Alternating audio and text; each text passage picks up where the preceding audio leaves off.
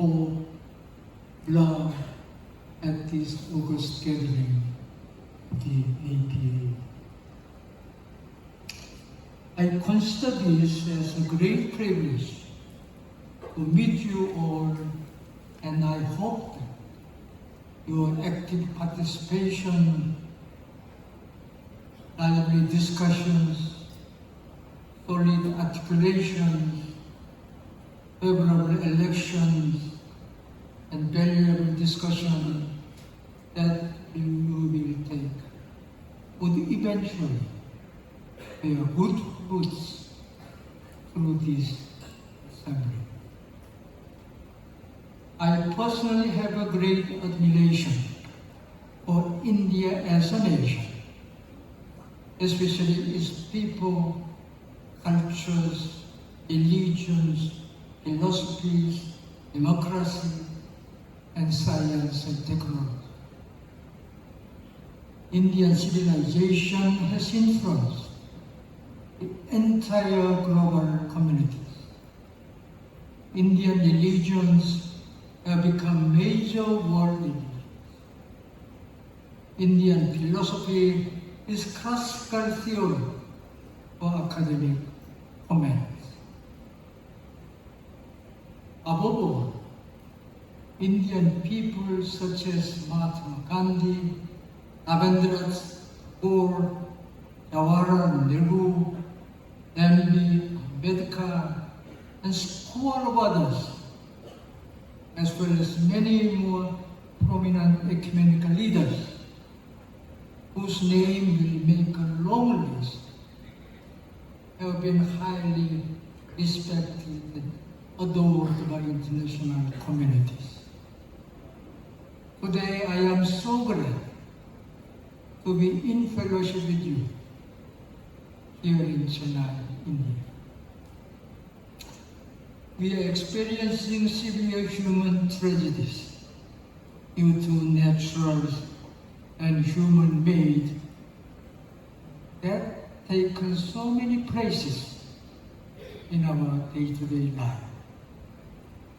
At the same time, we are facing many other barriers in our daily lives, such as racial and communal barriers, ideological and social political barriers, religio-cultural and economic barriers, war and military oppressive barriers that disturb our lives.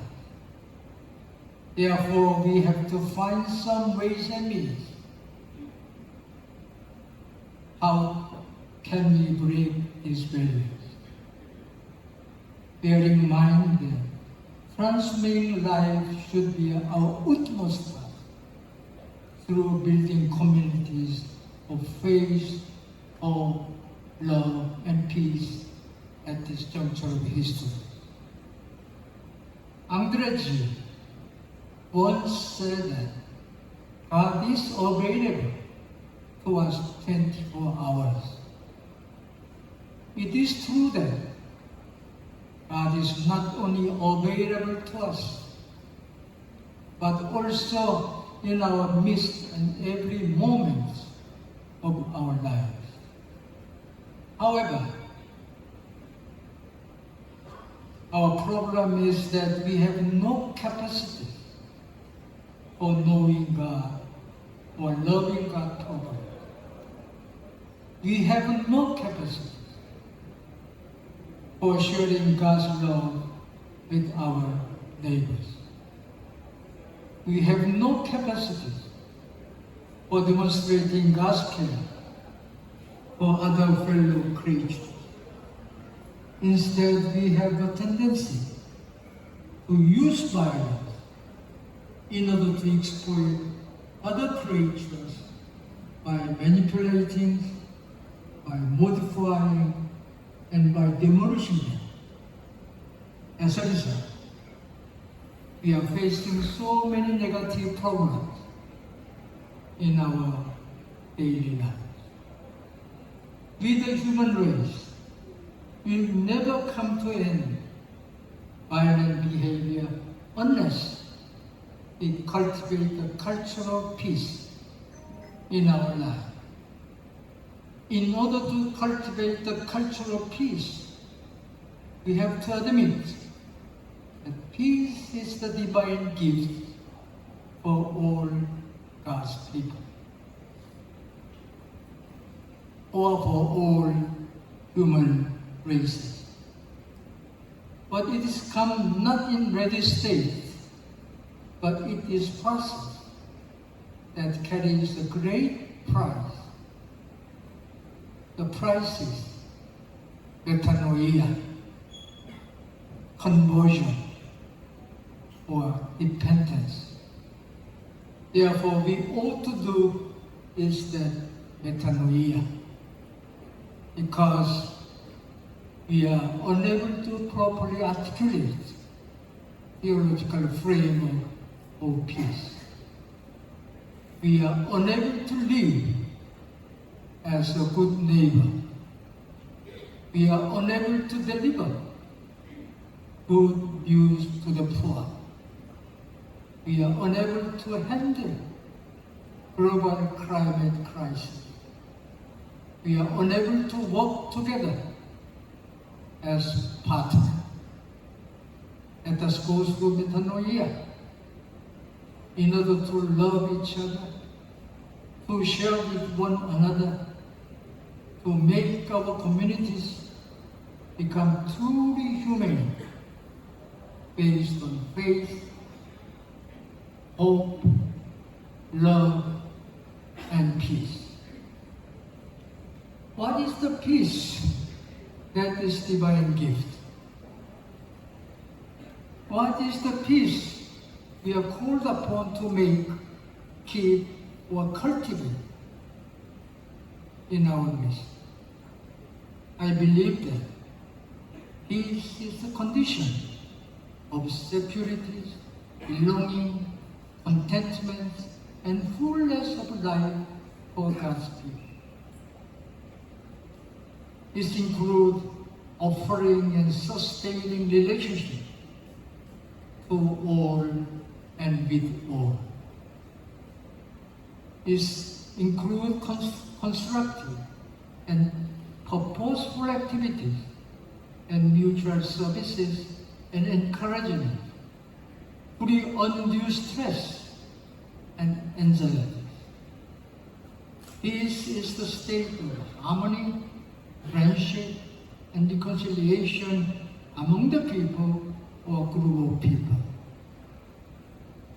We are here because we are casting our vision, wisdom, hope, and commitment to build a community of peace and well-being in this world. A conventional understanding of a culture may be described as a total, the passed on ideas, beliefs, values, knowledge, which constitute the basis for social action. In order to understand culture clearly, let me quote from Richard Niebuhr's book, Christ and Culture.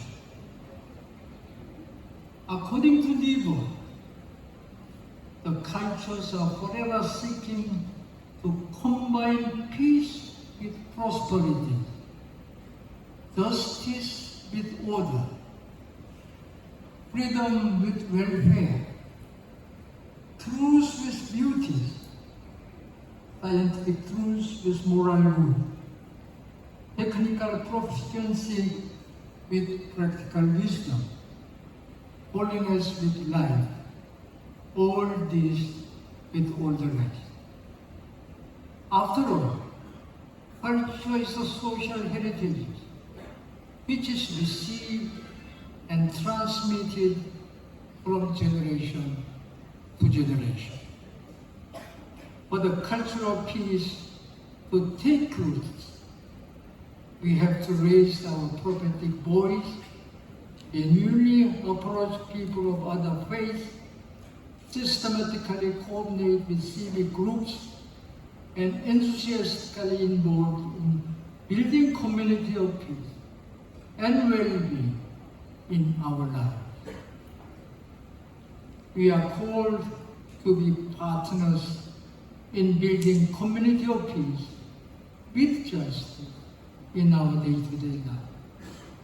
In order to build a culture of peace or build communities of peace and well-being for all races, we have to meet or gather together as much as possible and encourage one another all the way. This is a way of overcoming our weaknesses or our tendency of remaining as a silent majority. As long as we remain in a silent majority, such peace will never stay with us. Peace-building ethos, peacemaking pathos are utmost task for all of us. Moreover, moral value of freedom and accountabilities of the Western society and community solidarities and social order of the Eastern society may be a solid ground for building communities of peace and well-being in our time. People in Asia, like people anywhere in the world, aspires for good and quality life. Good life is possible only if every human being have their day-to-day life based on well-being. Quality life is possible when basic livelihood, good health, good social relations, securities, and freedoms are granted. Life is valuable and precious, not only for the individual, but also the whole of God's creation. Religious teaching and Christian life, therefore, become relevant for achieving people's aspiration. Christianity teaches the human and all beings in nature exist to help each other. All beings are connected and in relations to save each other. Only humans dream of good life only for me. This is especially true in modern times when community values are declining and individualism is strengthening.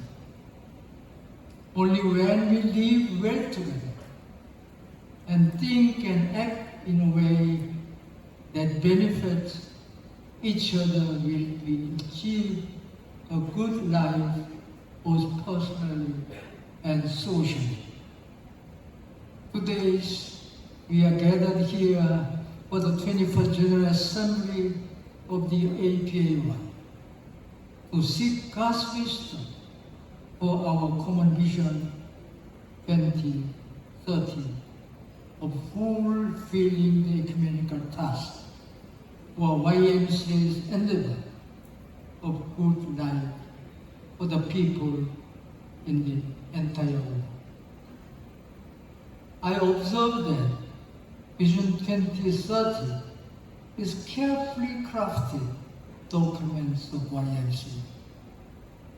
The goals and strategies to deal with the global crisis and programs are well organized, and 4 areas of influence are articulated in a way that can be integrated among the UN SDGs. However, on the part of community well-being is too much confined with YMCA's internal consumption. Therefore, we better to explore our YMCA priority concern to local communities, faith communities, academic communities, and human communities for all the betterment of people's aspirations. When YMCA is connected to society and studying languages of various sectors of our societies and pray for gospel, it will have a power to cultivate the culture of peace and change our society with the help of the Holy Spirit.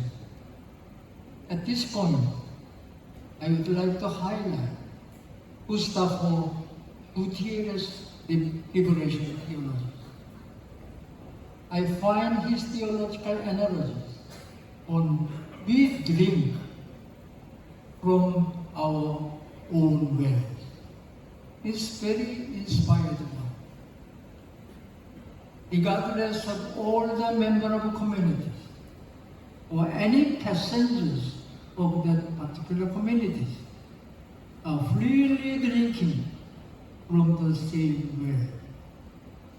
Drinking of the community's well are given to not only members of communities, but also all the visitors, including cattle as well. Therefore, no monopoly of community wells by particular circle of friends. Therefore, YMCA need to provide the oasis for all the living creatures. YMCA have a reservoir for all the community members so as to offer enough sources of energies for human communities. As far as community well-being is concerned, YMCA need to directly involve in building communities of faith, hope, love, and peace.